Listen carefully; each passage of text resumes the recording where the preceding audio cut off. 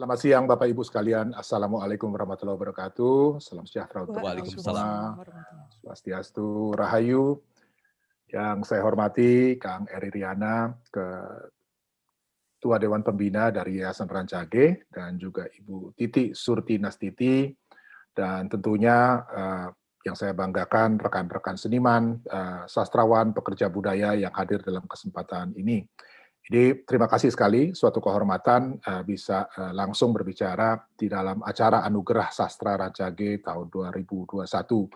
Dan ini tentu membawa saya kembali pada ingatan bersama Pak Aib beberapa kali berdiskusi di tim, di Pabelan, di rumah beliau, dan dalam setiap kesempatan selalu ada penekanan khusus tentang pentingnya bahasa dan sastra daerah. Dan saya menyimak betul, sangat meresapi pemikiran beliau bahwa bahasa ini kan bukan hanya alat komunikasi ya, tapi juga alat untuk membentuk bayangan kita tentang dunia. Ya, jadi sulit kita membayangkan kebudayaan berkembang tanpa akses terhadap bahasa. Bahasa juga merupakan alat untuk mengembangkan imajinasi, dan yang paling penting dalam konteks kita sekarang ini juga jalan untuk memahami masa lalu yang jauh. Jadi bahasa dan sastra di sini dengan kata lain itu terkait ya dengan identitas tentang kita ini siapa ya, dan saya kira Pak Aib adalah orang yang mencurahkan waktu, tenaga, mendedikasikan hidupnya ya untuk memikirkan ya hubungan kedudukan bahasa daerah dan juga hubungannya dengan bahasa Indonesia. Dan kita memang bangsa yang unik, lahir dalam satu proses pergulatan yang sangat kompleks dan kemudian memilih bahasa Indonesia sebagai bahasa persatuan. Tapi tentu ini bukan berarti menghilangkan ya arti penting, signifikansi dan kontribusi dari bahasa daerah.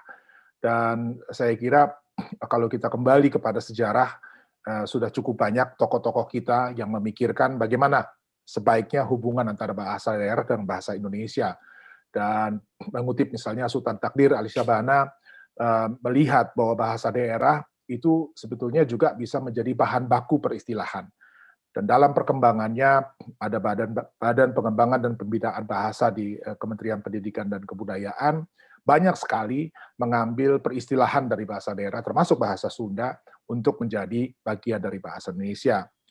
Kadang-kadang di tingkat yang lebih kompleks, bahasa daerah juga menjadi bahan pertimbangan dalam menentukan tata bahasa. Ya.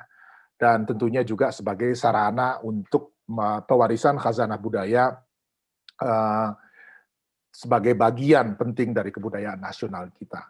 Tetapi dalam perjalanan waktu kita tahu ini tidak cukup.